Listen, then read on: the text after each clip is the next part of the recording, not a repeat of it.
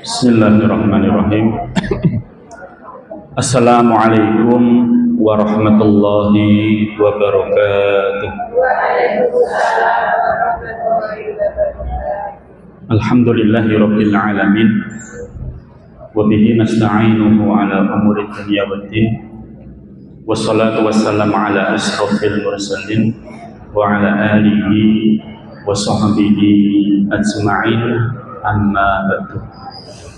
Akhwat al-ummahat, ibu-ibu sekalian, alhamdulillah kita bersyukur kepada Allah Subhanahu wa taala bisa kembali berkumpul bertemu di majelis yang mulia ini untuk thalabul ilmi.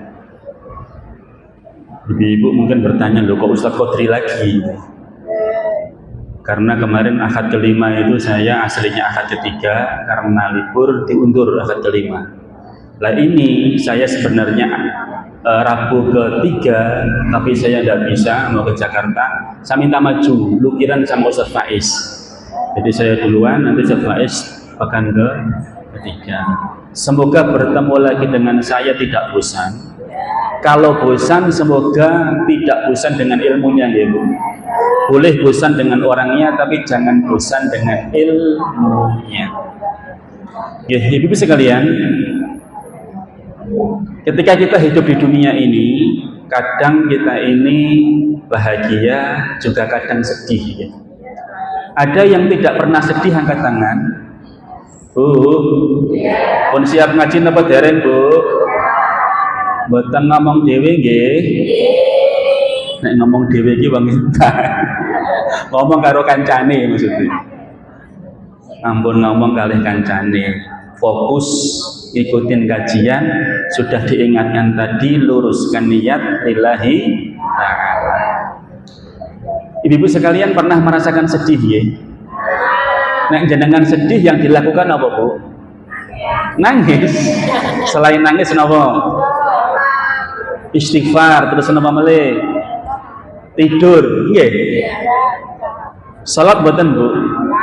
Mestinya itu segera ambil air wudhu, terus sholat, sujud, curhatnya kepada Allah Subhanahu wa ta'ala, sampai sajadah kita mungkin basah dengan air mata. Itu ketika kita sedih di dunia. Atau mungkin ada yang piknik, wah, sedih terus piknik, bar piknik sedih meneh gitu. Soalnya entek duwite.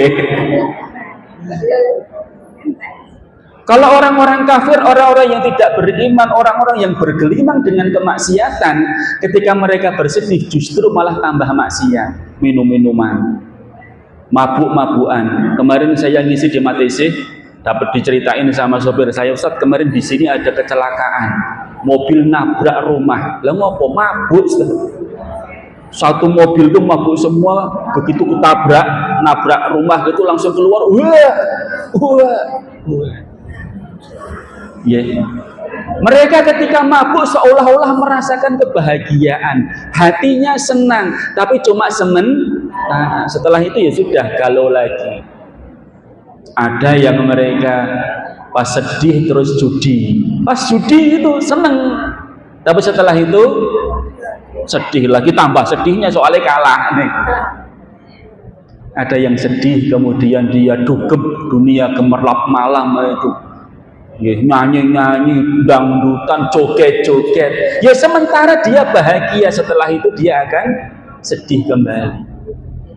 Tapi kalau kita sedih kemudian curhat kepada Allah Subhanahu wa ta'ala, melaksanakan sholat, maka hati kita akan tenang. Kalau kita sedih kemudian membaca Al-Quran, hati kita akan tenang. Ketika kita sedih dengan berzikir kepada Allah, hati kita akan tenang. Ala bidzikrillahi tatmainnul qulub. Bahwa dengan berzikir kepada Allah itu hati akan tenang. Ibu-ibu sekalian, Rasulullah SAW juga sering mengalami kesedihan, ya. Terutama di saat ditinggal mati oleh pamannya yang bernama sinten, Bu? Abu Thalib. Tidak lama kemudian istri yang tercinta yang selalu membantu dakwahnya, membantu dengan hartanya, yang selalu menghibur Rasulullah SAW di saat beliau galau, di saat beliau bersedih, akhirnya juga meninggal dunia. Dalam 1 tahun kehilangan 2 orang yang dicintainya, sehingga tahun tersebut terkenal dengan sebutan Amul Huzn, tahun duka cita. Abu Thalib yang selama ini melindungi Rasulullah, yang menjadi tameng bagi Rasulullah ketika orang berusaha untuk menyakiti Rasulullah, berusaha untuk menghalangi dakwah Rasulullah, berusaha untuk membunuh Rasulullah Shallallahu Alaihi Wasallam.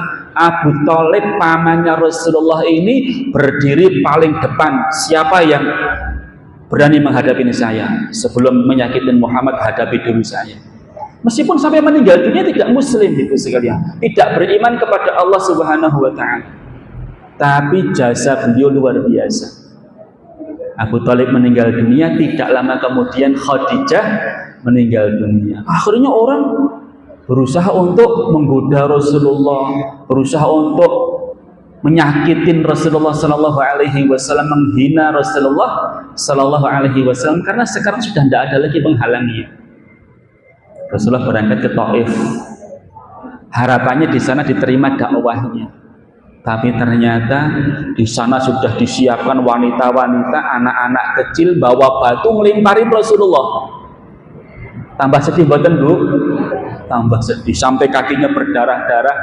Rasulullah kemudian balik kanan, duduk di bawah pohon bersama dengan temannya, sahabatnya, yaitu Zaid bin Harisah, sambil mengusap darah yang mengalir dari kakinya. Sampai Zaid mengatakan, ya Rasulullah, Anda itu utusan Allah, dihinakan kayak seperti itu, diam saja ya Rasulullah. Sabar wahai Zaid. Sampai malaikat datang, malaikat yang mendapatkan amanah untuk menguasai gunung di balik bukit Taif, di balik kota Taif itu datang kepada Rasulullah, ya Rasulullah, saya sebagai malaikat yang paling dekat dengan Allah Subhanahu wa taala enggak rela kalau engkau dihinakan, disakiti kayak seperti itu. Wahai Muhammad, kalau engkau mau, gunung yang ada di balik kota Taif akan saya angkat, kemudian akan saya timpakan kepada penduduk Taif. Jangan wahai malaikat, saya berharap anak keturunan mereka nanti yang akan beriman kepadaku, yang akan menerima dakwahku. Hari ini biarin aja, mereka enggak, fa'innahum qaumun la ya'lamun, mereka kaum yang tidak tahu, mereka cuma ikut-ikutan sama nenek moyangnya saja. Malaikat kemudian sudah, ya Rasulullah, kalau engkau tidak berkenan, begitu sabarnya engkau ya Rasulullah. Tapi ternyata betul gitu. Setelah beberapa tahun sampai hari ini kota Taif itu menjadi kota yang tidak ada satupun orang yang kafir, semuanya muslim. Dan hari ini kota Taif itu istilahnya apa? Surganya Arab Saudi. Kalau pejabat-pejabat, raja-raja itu mereka di masa musim panas itu ya pikniknya di mana Bu? Taif. Hawanya sejuk, dingin. Di sana buah-buahan sangat banyak, sayur-sayuran melimpah ruah, tanaman-tanaman tumbuh hijau di kota Taif, barokah dari doa Rasulullah Sallallahu Alaihi Wasallam. Ibu-ibu sekalian, di saat Rasulullah dalam kondisi bersedih, ditinggal mati pamannya, ditinggal mati istrinya, ditolak dakwahnya di Taif, penduduk dunia seolah-olah semuanya menolak Rasulullah. Tertutup pintu di dunia ini, tapi ternyata Allah membuka langitnya. Monggo wahai Muhammad, silahkan kamu naik ke atas. Allah mengajak Rasulullah piknik. Pikniknya kemana Bu?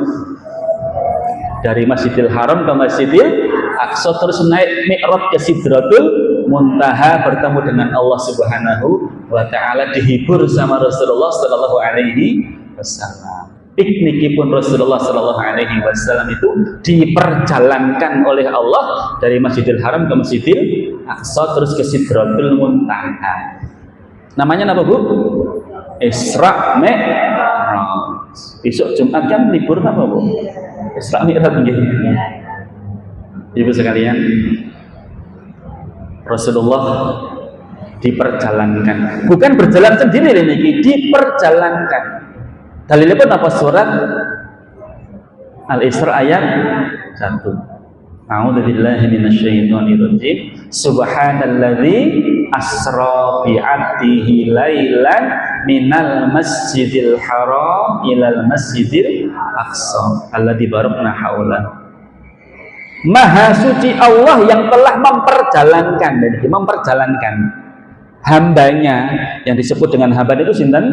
Rasulullah Muhammad sallallahu alaihi wasallam. Yang disebut dengan hamba itu ya ruhan wa jasadan, ruh dan jasadnya. Bukan hanya sekedar ruhnya saja. Allah, masa semalam sampai ke Masjidil Aqsa, ora mungkin kuwi. Itu paling ruhnya, itu paling Muhammad ngimpi kuwi. Kita sebagai ahlu sunnah, umat Islam yang berakidah ahlu sunnah wal jamaah, harus yakin bahwa peristiwa Isra Mi'rajnya Rasulullah Shallallahu Alaihi Wasallam itu ruhan wa jasadan, dengan jasad dan ruhnya. Ya, bukan ruh saja. Kalau Muhammad mimpi enggak. Ya, ruhan wa jasadan. Padahal nek dihitung niku dari Masjidil Haram ke Masjidil Aqsa berapa kilo, Bu? 1400 km. Kalau pakai unta itu butuh waktu 40 hari. 1400 itu berarti 3 kali sini Jakarta nggih. Solo Jakarta, Jakarta Solo, Solo Jakarta lagi itu 1400. Jenengan tindak teng Jakarta naik bis berapa jam, Bu? 10 sampai 12 jam. Jam 4 mangkat, jam 4 sore mangkat. Sak dereng enten ton lho niki. Sak dereng enten ton lho niku jam 4 berangkat dugi mereka napa subuh. Biasanya ngoten niku. Tapi sekarang sudah ada tol ya paling 6-7 jam. 7 kali 3 berapa, Bu? 21 jam. 21 jam itu lebih dari 1 malam. Itu kalau naik bis, tapi pada zaman Rasul dereng enten bis. Nggih. Ada unta, ada kuda, ada bighal ya. Lah Rasulullah Shallallahu Alaihi Wasallam diperjalankan oleh Allah dengan mengendarai burak. Kenapa burak itu? Burak itu adalah binatang putih, ya, lebih besar dari keledai. Keledai apa sih dengan? Keledai yang suaranya gitu deh. Kecil dia, kuda kecil dia, yang biasanya ditaruh di atas punggungnya itu barang-barang. Kalau jenengan teng Arab Saudi, teng Turki itu ada banyak yang mereka itu memelihara keledai. Lebih besar dari keledai dan lebih kecil dari bighal. Bighal itu peranaan kuda dengan keledai, perpaduan, perkawinan silang antara kuda dengan keledai. Ya, itu yang dikendarai Rasulullah Shallallahu Alaihi Wasallam. Tetapi kecepatan perjalanannya seperti kalbarki, seperti apa, Bu? Burak itu seperti kilat, celap. Dalam 1 malam bisa sampai ke Masjidil Aqsa. Ditemani oleh malaikat Jibril, malaikat di depan, Rasulullah di belakangnya. Terbang sampai di Masjidil Aqsa, Rasulullah menambatkan buraknya itu di sebuah tempat yang sekarang jadi tembok ratapan, Bu, oleh orang-orang Yahudi. Itu tempat, ya, Rasulullah menambatkan buraknya itu. Di situ Rasulullah melaksanakan salat 2 rakaat. Setelah selesai salat 2 rakaat, kemudian Rasulullah diajak naik ke Sidratul Muntaha, ngelewatin langit pertama, bertemu dengan Nabi Adam. Dipanggil dengan panggilan yang sangat indah sekali, marhaban ya akhi saleh. Wah, selamat datang wahai saudaraku yang soleh. Lho jenengan sinten? Saya Nabi Adam. Oh, Masya Allah, sedulure dhewe niku nggih. Bisa kalian jenengan dalam kondisi sedih, sakit hati, tiba-tiba jenengan mengadakan perjalanan safar, ketemu sama seorang ibu, Masya Allah, sedulur dhewe terus dirangkul. Kita seneng apa mboten, Bu? Seneng, dijajake bakso, nyate, senenge luar biasa. Ini Rasulullah bukan sekedar nyate, bukan sekedar bakso, ketemu sama Nabi Adam loh. Selama ini saya cuma dengar ceritanya saja, Masya Allah, langsung ketemu dengan Nabi Adam. Itu sama malaikat Jibril lagi, naik lagi ke langit kedua, bertemu dengan Nabi Isa dengan Nabi Yahya. Kedua-duanya kan putranya Nabi Ibrahim, keturunannya Nabi Ibrahim. Marhaban ya akhi soleh, selamat datang wahai saudaraku yang soleh. Dengan sinten? Saya Nabi Isa sama Nabi Yahya. Naik lagi ke langit yang ketiga. Itu malaikat Jibril ya minta izin. Assalamualaikum, waalaikumsalam. Sinten nggih niki? Aku malaikat Jibril. Oh, Jibril nggih, kali sinten jenengan? Aku sama Muhammad. Oh, Muhammad pun diutus toh, sudah menjadi seorang rasul. Karena pada waktu itu Rasulullah setelah diangkat menjadi nabi 10 tahun nggih. Rasulullah diangkat menjadi nabi berapa tahun Bu? Umur berapa Bu? 25 niku nikahe. Pinten? 40. Rasulullah diangkat menjadi nabi 40 tahun, terus peristiwa Isra Mi'raj itu 10 tahun setelah Rasulullah diangkat menjadi nabi. Ini malaikat bertanya, loh kamu sama siapa Jibril? Sama Muhammad. Loh memang sudah diutus. Oh, sudah jadi nabi. Ya sudah. Marhaban ya akhi soleh. Monggo melebut, naik. Disambut dengan sangat gembira. Langit pertama, kedua, ketiga, sampai ketujuh itu semua penghuninya malaikat.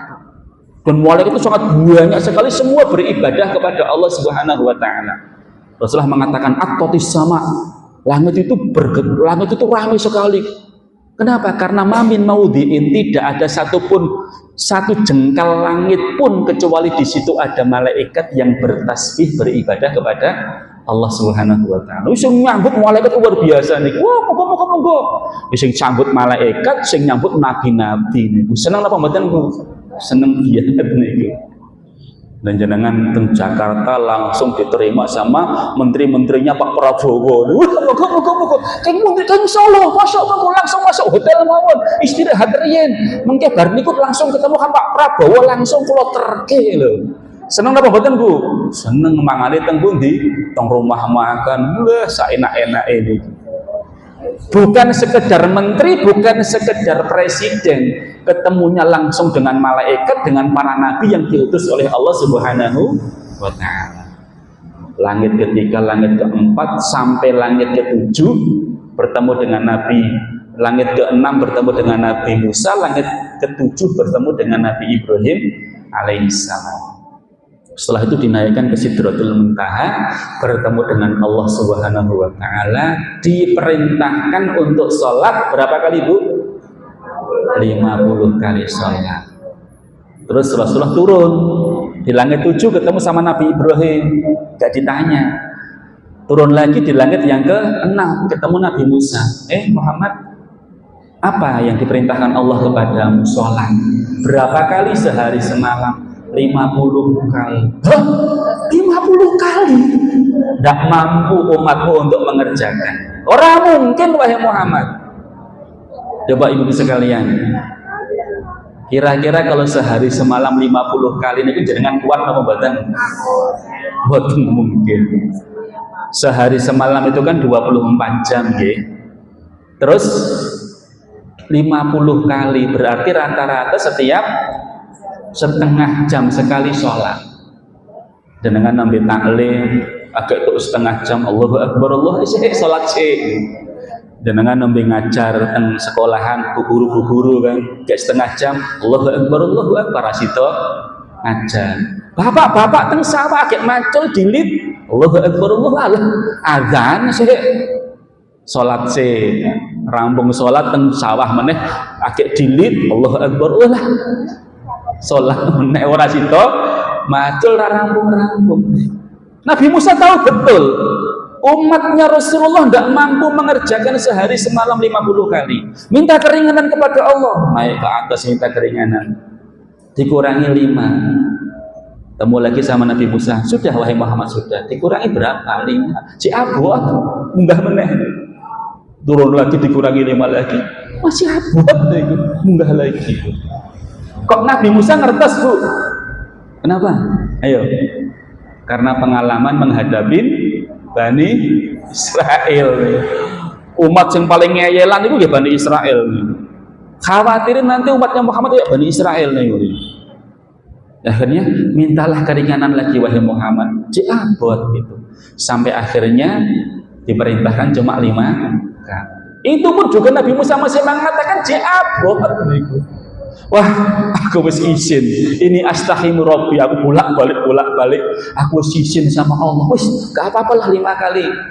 Ternyata 5 kali ini Bu, pahalanya seperti 50 kali. Al-hasanatu bi asyri amsalihha. Wahai Muhammad, cukup 5 kali ini, tapi pahalanya seperti 50 kali karena satu sholat yang kamu kerjakan, sekali waktu yang kamu kerjakan, pahalanya 10 kali lipat. Berarti 5 kali 10 pinten Bu? 50. Nah, setelah itulah kemudian diwajibkan kepada umat 5 kali sehari semalam. Abot napa mboten Bu? Insya Allah yang hadir di sini semuanya gak abot. Tapi sing mriko niku Amerika niku. Kan Amerika to niku. Amerika. Jenengan lihat aja dari satu RT jumlahnya mungkin 100 kakak yang rajin rutin sholat sehari semalam 5 kali bisa dihitung. Paling banter 50%. Ya. Sing sholatan masjid yang 20% tok. 1 soft, 2 soft. Padahal nek sholat Jumat itu bludak bagi mereka. Ya betul Mbak Bu. Berarti sebenarnya mereka ya sholat, tapi sholatnya baru sholat Jumat tok. Sholatnya 5 waktu ya cuma subuh pun kalau subuh barokah soalnya ada makan soto bareng gini. Makan soto bareng berbondong-bondong datang. Selain itu mereka dengan mudahnya mereka meninggalkan sholat. Tidak ada beban sama sekali mereka meninggalkan sholat. Tidak merasa berdosa untuk meninggalkan sholat. Mereka tidak merasa bahwa Rasulullah mengatakan al-ahdul ladzi bainana wa bainahum tarkus shalah faman tarakaha faqad kafara. Perbedaan kita dengan mereka, perjanjian kita dengan orang-orang kafir itu adalah salat. Man tarakaha faqad kafara. Barang siapa yang meninggalkan salat maka dia telah kafir. Ibu-ibu, ini mengambil hikmah dari peristiwa Isra Mi'raj. Saya yakin kalau kita ibu-ibu sekalian hari ini rajin taklim, rajin sholat. Insya Allah ibu-ibu pengen masuk surga. Ya betul Bu. Tapi masa jenengan dia masuk surga sendirian? Nek garwan jenengan, suami jenengan dereng sholat, monggo dipun emotaken. Pak azan, go mangdang tindak teng masjid. Diingatkan lagi berkali-kali setiap hari sampai dapatkan hidayah dari Allah Subhanahu wa taala terus mau sholat. Kewajiban kita hanya mengingatkan, sedangkan yang membukakan hati suami jenengan, anak-anak jenengan, tetangga jenengan itu Allah Subhanahu wa taala. Fir'aun itu ibu sekalian, itu kan memelihara, merawat Nabi Musa alaihissalam sejak bayi tadi itu. Setelah Nabi Musa ini diangkat menjadi nabi, Nabi Musa mendapatkan perintah untuk berdakwah kepada Fir'aun. Selalu berdakwah, ayo beriman kepada Allah, ayo beriman kepada Allah. Nah, Fir'aun marah-marah. Wah, mau mengajak saya ini adalah Tuhan seluruh alam. Ya. Tapi Nabi Musa alaihissalam ini dia tidak putus asa. Terus dan ternyata ibu sekalian, meskipun Fir'aun ini tidak beriman kepada Allah, tetapi ketika ditenggelamkan di sungai, ditenggelamkan di lautan ya, Laut Merah itu, beriman apa mboten Bu? Sebenarnya Fir'aun ini mau beriman tetapi telah terlambat. Nyawanya sudah sampai di la ilaha illallah. Belum sempat mengucapkan la ilaha illallah sudah mati. Maka tubuhnya itu diawetkan oleh Allah Subhanahu wa taala. Para ulama mengatakan itu mungkin adalah pengaruh asar dari dakwah yang selama ini disampaikan oleh Nabi Musa setiap hari meskipun dia menolak dakwahnya, tapi menjelang mati dia baru ingat, oh benar dakwahnya Musa bahwa Tuhan yang paling berhak disembah itu ya Allah Subhanahu wa taala. Tapi wis telat bae Firaun. Arep mati kowe ada kae ringan karo Allah Subhanahu wa taala. Lebih bisa kalian, sing penting sudah ngajak. Nggih. Nabi Nuh alaihissalam istrinya pun juga kafir. Nabi Lut alaihissalam istrinya juga kafir. Asiyah suaminya kafir. Asiyah kan muslimah nggih, suaminya yaitu Firaun juga kan kafir. Inilah ibu sekalian, dielingke garwanipun anak-anak sing ra salat dielingke. Orang mengajak salat itu butuh kesabaran ya. Allah nyebutkan wa'mur ahlaka bis-sholati wastabir 'alaiha. Perintahkanlah keluarga kamu untuk sholat dan bersabarlah kamu di dalam memerintahkannya. Rasulullah itu meskipun Fatimah menikah putri ini pun nikah kali Ali ya. Itu kalau mau pergi ke masjid diingatkan, "Li Ali, ayo bangun, bangun." Bojone digugah. Fatimah wis tangi apa durung? Diingatkan, meskipun sudah menikah bukan tanggung jawabnya Rasulullah lagi. Tapi beliau ingatkan keluarganya. Abu Bakar As-Siddiq ketika berangkat ke masjid mengingatkan anaknya, "Ayo sholat, Abdurrahman, ayo sholat." Kok sudah sholat di masjid, pelingak-pelingak kok rawon anaknya. Nikah karo bocah ayu, ora mangkat nang masjid. Datangi, apa ora mangkat nang masjid? Anu kula sholat jamaah kali bojo kula teng omah. Laki-laki sholat jamaah nang omah. Gara-gara bojomu sing ayu kowe ora mangkat nang masjid. Ora jamaah nang masjid, pegat bojomu. Kan megat Bu. Karena yang memerintahkan bapaknya sebagai seorang anak laki-laki wajib taat kepada bapaknya. Nggih Pak, kula pegat bojo kula. Pegat ceraikan, diceraikan. Setelah itu terus lontang lantung dewi. Piye le? Lan di bojo ra penak, nggih niku mboten penak niku.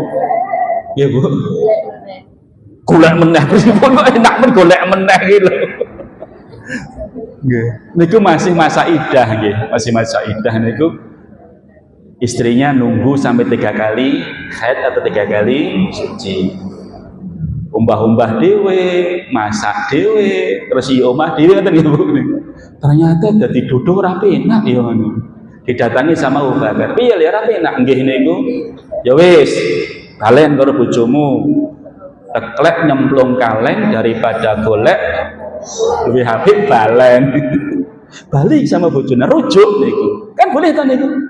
Rujuk sama istrinya. Nanti ya, hati-hati ojo mbok baleni meneh. Tegas ini niku babakan masalah sholat. Meskipun sudah menikah, itu sudah dewasa, tapi tetap diingatkan. Itu sekelas sahabat ini niku. Alah wong anakku niku pun di pesantren, pondok pesantren nggih pun meskipun di pondok pesantren biasanya kalau di rumah niku nek turu ya ngebu padha. Nggih mboten Bu? Nggih. Anak kula niku nek ten pesantren kan budaya adik-adik kelas. Ayo salat jadi pengurus. Tapi ini nang omah ya pengen digugah karo bapake kalih nek ra digugah ya ora tangi niku. Ya Allah. Tur nek gugah niku dipastikan ngantek lenggah. Nggih lho. Ngantek lenggah nek saged niku ngantek ditunggu ngantek wudu. Nek ra ngono niku ya turu meneh. Turu meneh niku. Mungkin balas dendam nggih Bu.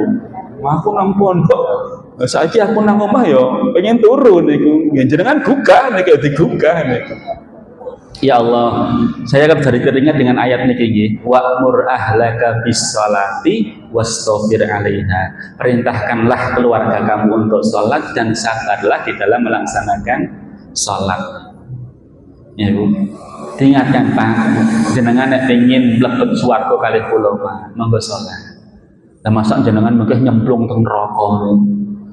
Ditakoni, "Masalakakum fi saqar?" Apa yang menyebabkan kamu masuk neraka saqar? Qalu lam naku minal musallin. Karena dulu kami di dunia tidak mengerjakan sholat. Ora gelem sholat dikon karo bojoku wegah. Males, akhirnya cemplungin neraka sakor. Lam naku minal musallin. Kenapa kamu masuk ke dalam neraka sakor? Karena dulu di dunia tidak mengerjakan sholat. Sing wedok mlebu swarga, sing lenang cemplungin neraka gara-gara wegah sholat. Nggih. Salah satu penyebab seorang itu masuk neraka gara-gara apa? Tidak mengerjakan sholat. Nek pun sholat ibu-ibu sekalian, kula yakin kula pitados ibu-ibu sekalian sampun nindakaken sholat. Sekarang ditingkatkan kualitas sholatnya, jangan sampai disebutkan fawailul lil musallin alladzina hum an salatihim sahu. Celakalah orang-orang yang sholat, di mana mereka itu lalai dalam sholatnya. Lalai dalam sholatnya niku mboten apa Bu? Bonten meninggalkan sholat, wong yang ngerjakan sholat kok musallin itu sholat. Tetapi napa? Yuakhiruha an waktiha. Ibnu Abbas mengatakan alladzina yuakhiruna an waktiha. yang menunda-nunda pelaksanaannya sehingga tidak dikerjakan di tempat waktu, di awal waktu. Al-Hasan Al-Basri mengatakan sahuna anha hatta yahruju waktuha. Dia melalaikan pelaksanaan sholat sehingga habis waktu. Azan duhur jam 12 kurang seperempat. Allahu Akbar, Allahu Akbar. Azan bu, ayo ndang kaki sholat. Sik, anu Pak niki terus ya aja mbah-mbah. Isa-isa sisan resik-resik omah mengke atus ndang sholat bu. Akhirnya sholatnya jam 2 kurang seperempat. Ibu-ibu jenenge atus setengah jam dhewe. Jam 2 lebih seperempat niku nembe sholat duhur. Padahal setengah 3 wis mlebu sholat Kalau terus-menerus seperti itu, Bu, khawatirnya dikategorikan sebagai orang yang ciloko sholati. Fawailul lil musallin, celakalah orang-orang yang sholat. Atau fawailun neraka wel bagi orang-orang yang sholat. Loh, sholat kok masuk neraka kenapa? Ya tadi itu, menunda-nunda pelaksanaan. Ibu sekalian, saya barusan baca kitab Al-Kabair. Al-Kabair itu dosa-dosa besar yang dikarang oleh Imam Ad-Dahabi. Dulu pernah saya ceritakan mungkin. Ada sebuah kisah, ada mas-mas, dia punya adik perempuan meninggal dunia. Karena yang meninggal itu adik perempuannya, dia antar sampai ke kuburan, dia sendiri yang memasukkan ke dalam liang lahat. Rampung dikubur, pulang. Lulai kantongan, kok dompetku hilang ya? Padahal tadi pada waktu saya menguburkan adik saya masih ada. Ini berarti nyemplung ikut masuk ke dalam kuburan. Akhirnya dia sembunyi-sembunyi, Bu, tanpa sepengetahuan orang itu. Dia datang kembali ke kuburan adiknya. Dia cari dompetnya, mungkin masuk ke dalam kuburan. Belum menemukan dompetnya, tiba-tiba ada api yang menyalanya. Langsung ditutup kembali, dia lari gitu. Datang kepada ibunya, Bu, nyun ngapunten, saya mau nanya, apa kebiasaan adik saya ketika hidup di dunia? Apa sih, Le, kamu nanya-nanya, wong adikmu sudah mati, sudah meninggal dunia. Nggak usah diungkit-ungkit amal dia, dan dia tenang di alam sana. Enggak, Bu, saya pengen nanya kepada jenengan, karena saya melihat sesuatu yang menakjubkan di kuburannya, Pak Ibu. Ada apa? Kuburannya dipenuhi dengan api. Astagfirullahaladzim. Ibunya kaget. Baru kemudian ibunya mengatakan, ya waladi, wahai anakku, kanat ukhtuka tatahawanu bis-shalah wa tuakhiruha an waqtiha. Kebiasaan adik kamu, sebenarnya dia sholat, tetapi dia suka meremehkan dalam melaksanakannya, sehingga waktunya habis baru dia mengerjakan sholat. Sholat subuh kok setengah pitu, niku subuh napa duha? Duha. Ya enten ngoten niku. Saat ini nggih rawuh mboten? Insyaallah nemu sadar niku. Lah wong ketiduran kok bendina niku. Ketiduran kok bendina niku. Ya alhamdulillah masih mending gelem sholat. Tapi kalau babar belas mboten sholat pripun coba. Saya istri saya kan ngajar di TK. Anak-anak TK itu kan bajunya kan rapi, nutup aurat nggih. Nah ibune niku sing keterke niku you can see gitu. Tangi turu you can see keterke anake niku, ya Allah. Niki kuwalik, Bu, jenengan niku sing gunakan jilbab anak jenengan niki. Anak itu tidak perlu pakai jilbab, belum wajib dia. Nggih kula nanti teng Turki, Bu, beberapa bulan, 1 bulan di Turki ini. Anak-anak kecil SD itu tidak ada yang pakai jilbab. Enggak pakai jilbab, terus semuanya itu pakai jaket, terus pakai celana jeans. Kenapa? Karena udaranya kan dingin. Ya kalau pakai jilbab beberapa orang saja, sudah umur udah 5 tahun, sudah kelas 5, kelas 6. Tapi kalau masih kelas 1 SD TK nggak ada yang pakai jilbab. Kenapa? Belum wajib. Nanti baru ketika menjelang dewasa dikenalkan dengan jilbab. Nah, teng mriki nggih TK wis yang jilbab lengkap kaos kaki. Tapi sing ngeterke ibuke niku pakaiane bar tangi turu you can see niku. Pahane ketok niku nggih ngapunten niku. Lah, pernah itu istri saya nanya, "Dek, nanti sholat subuh enggak?" Enggak sholat subuh. Lah apa enggak dibangunkan sama bapak ibu? Lah bapak ibu saya aja bangunnya jam 7. Bapak ibu saya aja enggak sholat. Bapak ibunya tidak sholat, bagaimana akan mengajak anaknya sulit? Ya. Yang pertama ibu sekalian, jangan sampai menunda-nunda pelaksanaan sholat. Pernah Rasulullah ditanya, ya Rasulullah, ayul a'mali ahabbu indallah, ya Rasulullah, apakah amalan yang paling dicintai oleh Allah Subhanahu wa taala? Apa Rasulullah mengatakan, as-sholatu fi waqtiha. As-sholatu ala waqtiha, yaitu sholat pada waktunya. Itu amalan yang paling dicintai oleh Allah Subhanahu wa taala. Mila ibu sekalian, jangan sampai berani menunda-nunda sholat. Begitu azan dan gage-gage, meskipun tidak ke masjid. Ya, makanya lebih baik ibu sekalian. Ada pertanyaan, Ustaz, kalau perempuan boleh nggak ke masjid? Nek niat jenengan biar bisa mengerjakan di awal waktu bareng dengan imam. Rasulullah mengatakan, la tamna'u ima Allah masajidahu. Jangan kamu cegah, jangan kamu larang wanita-wanita berangkat ke masjid untuk sholat. Ya, tapi nggak boleh ikhtilat, campur aduk dengan laki-laki, juga nggak boleh pakai wangi-wanginya, nggak boleh bermake up berlebihan itu. Silahkan kamu berangkat ke masjid, tetapi rumah kalian itu lebih baik daripada masjid. Tapi kalau niatnya, Ustaz, saya pokoknya pengen ke masjid biar saya bisa sholat tepat waktu, monggo nih. Ya, daripada nanti dijulukin fawailul lil musallin tadi. Ibu sekalian, yang pertama adalah maksud dari sahun melalaikan sholat itu menunda-nunda sholat. Terus yang kedua, makna daripada sahun melalaikan sholat itu apa? Abu Aliyah mengatakan, la yatimuna ruku'aha wala sujudaha. La yatimuna ruku'aha wala sujudaha. Tidak menyempurnakan rukuknya dan tidak menyempurnakan sujudnya.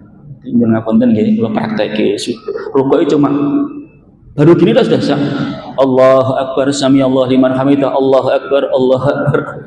Kaya pitik nuduli tidak khusyuk.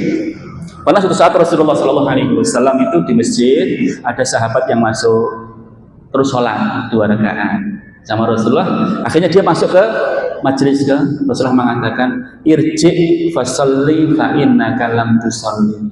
Mas, balik kamu, ulangi sholat kamu karena kamu belum sholat. Sholat lagi bu, rampung. Rasulullah mengatakan, irji fasalli fa innaka lam tusalli. Kembali kamu sholat karena kamu belum sholat. Sampai bingung, ya Rasulullah, sholat yang benar kayak apa ya Rasulullah? Maka Rasulullah mengatakan, ketika kamu mau sholat, bertakbir takbiratul ihram.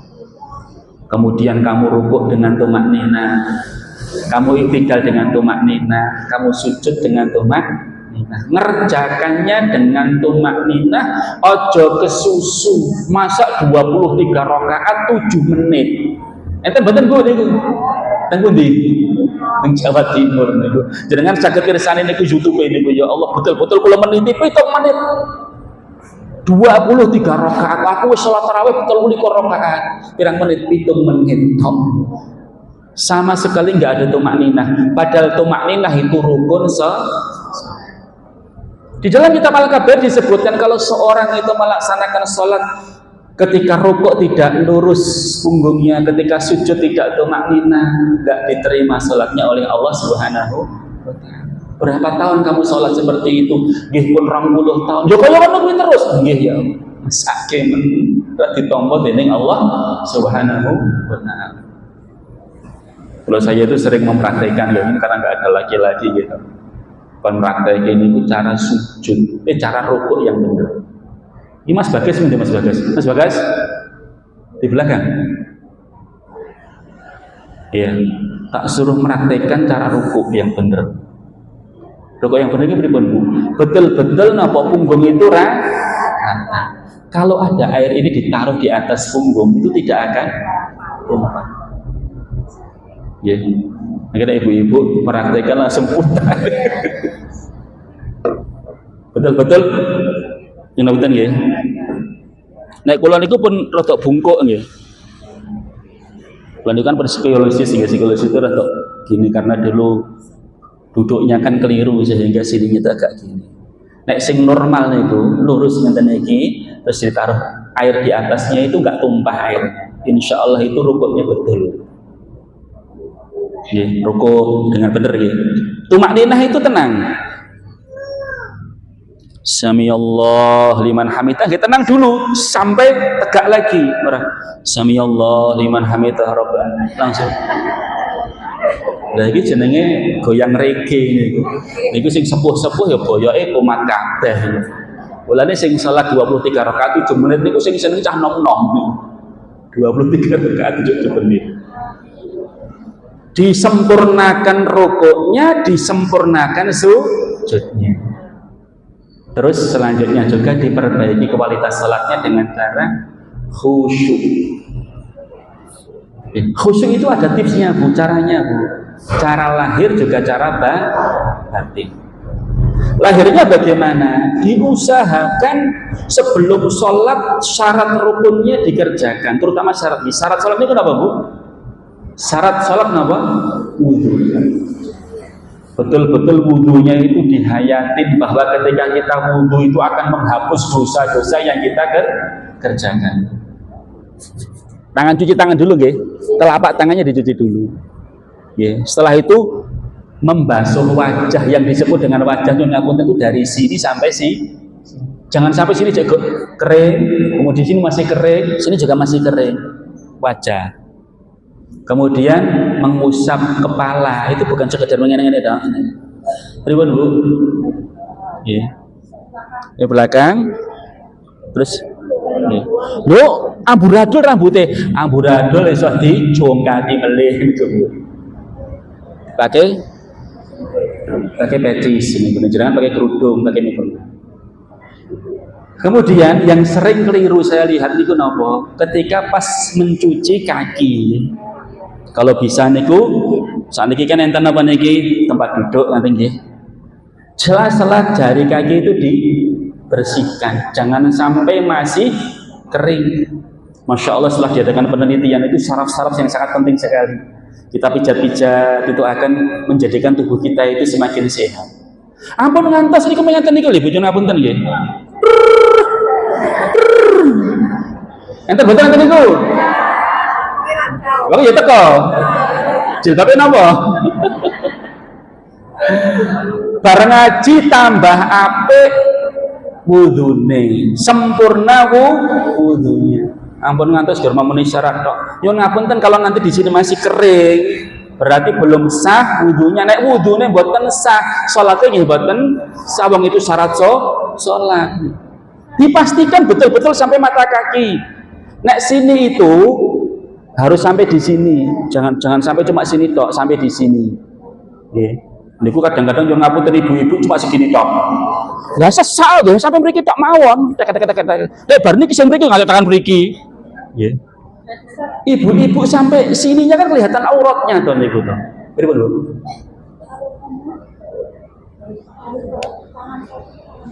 Bisa dua-duanya.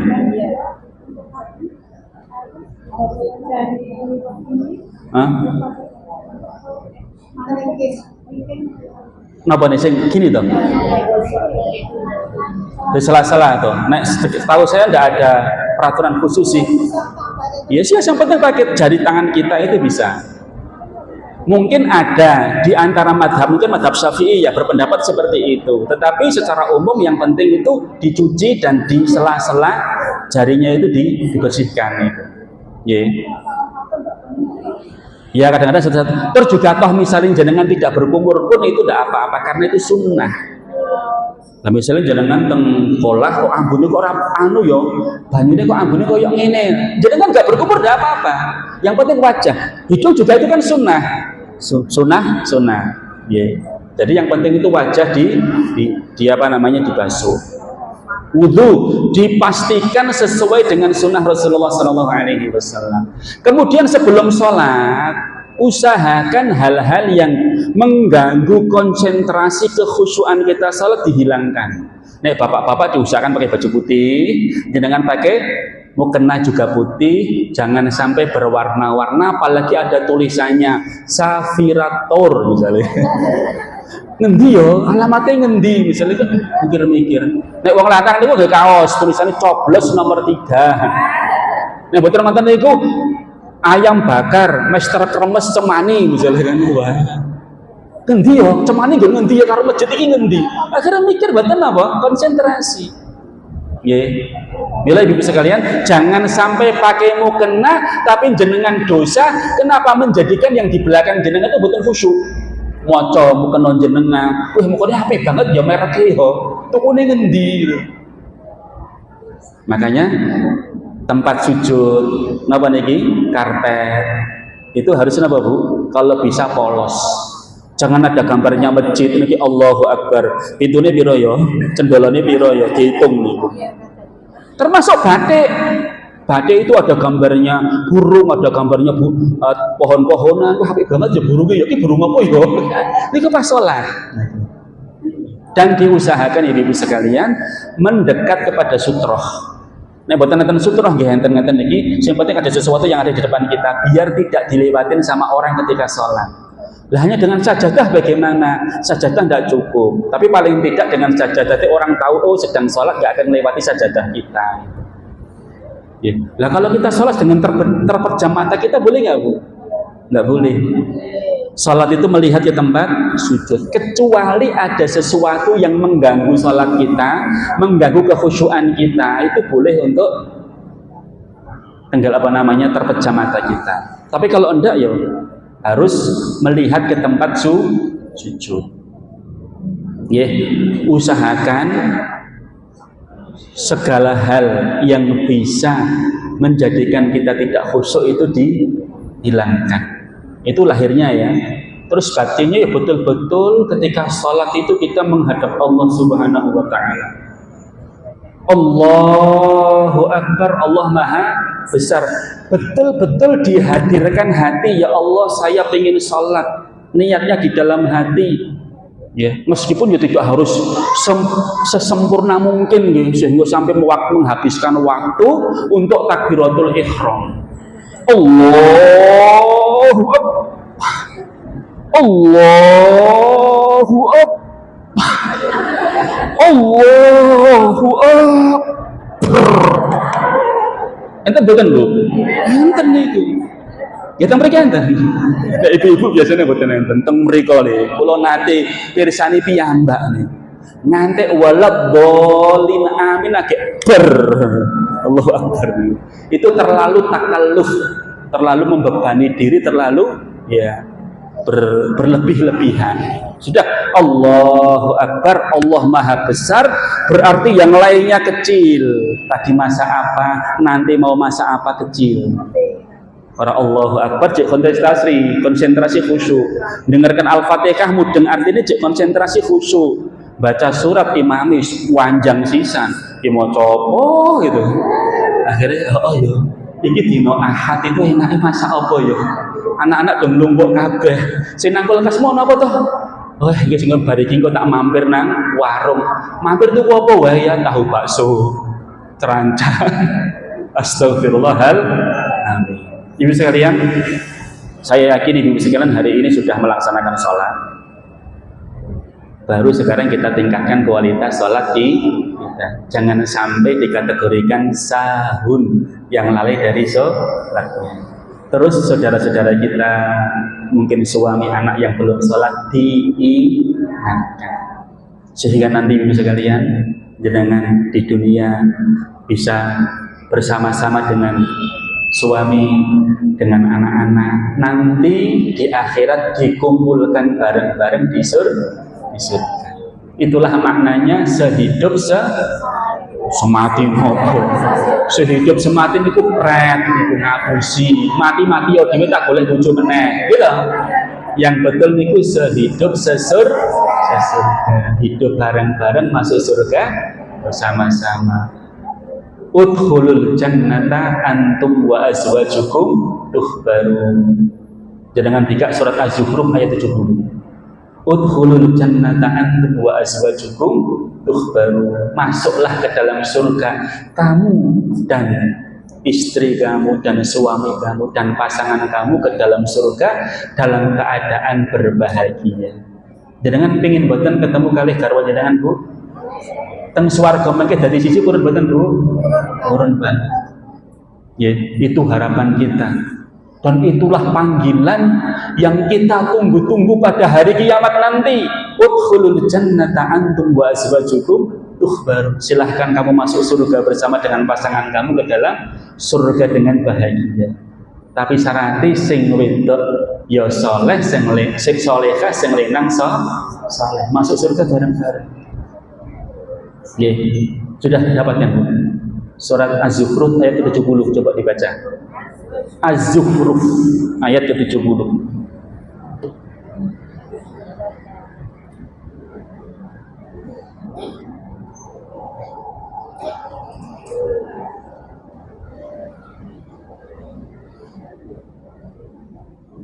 Sudah ada yang dapat?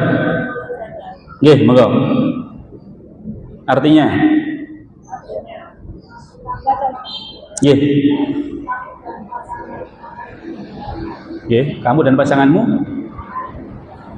akan digembirakan. Masuklah kamu dan pasangan kamu dengan dalam keadaan digembirakan, bahagia. Bersama-sama masuk ke dalam surga. Nggih. Fa'aqbala ba'duhum 'ala ba'din yatasaalun. Mereka saling bertanya, kok kamu bisa masuk surga? Iya, kan saya dulu taat sama jenengan. Oh iya, saya masuk surga karena memberikan nafkah kepada kamu. Insyaallah ya. Ibu-ibu sekalian, bisa masuk surga itu sangat mudah. Berulang-ulang kita sampaikan. Idza shalatil mar'atu khamsaha. Salat 5 waktu. Shomat syahruha. Puasa di bulan Ramadan. Menjaga kemaluannya dan taat kepada suaminya, selalu berusaha mendapatkan keridhaan dari suami, nyenengke bojone arep tindak kerja niku, masya Allah disiapkan semuanya, diantarkan sampai depan pintu, ya. Disiapkan sepeda motornya, helmnya dipakaikan. Kalau saya tanya, bapak-bapak kalau digitukan seneng buatan Pak? Wah seneng banget nih. Dibukakan pintu mobilnya nih. Saya pernah dapatkan terakhir pernah dapatkan cerita dari salah seorang dosen di UMS. Dia itu kan ngantarkan anaknya. Ada mobil tua itu berhenti di depan sekolahan. Terus sopirnya si suami tadi itu keluar. Terus bukakan pintu istrinya. Penasaran ditanya, wah masya Allah, jenengan romantis banget. Sudah berapa tahun jenengan menikah? Sudah 20 tahun. Terus kebiasaan seperti ini berapa tahun jenengan kerjakan? Baru 2 tahun. Loh kok baru 2 tahun? Enggak sejak dulu gitu kan. Begitu romantisnya jenengan bukakan pintu istrinya. Apa jawabannya? Ini saya bukakan pintu istri saya itu karena pintunya rusak. Jadi bukan karena romantis. Pak, bukaan pintu nih. Nggak bisa dibuka ke joro. Ternyata bukanya harus lewat luar, bukan lewat dalam. Ya Allah, tak kira romantis. Makanya kalau ada yang seperti itu, masya Allah, betul-betul romantis betul, sama rasa sakinah mawaddah warahmah, sehidup sesurga. Saya katakan bukan tadi kemudian. Insya Allah, sing cek di bojong ya, berdoa mendoakan suami yang sudah meninggal dunia, semoga nanti bisa dikumpulkan di surga bareng. Maka teman sekalian, pembahasan kita pada pagi hari ini khusus ya karena pembahasan hikmah dari Isra Mi'raj. Semoga kita bisa mengambil hikmahnya, terutama berkaitan dengan masalah sholat. Demikian, assalamualaikum warahmatullahi wabarakatuh.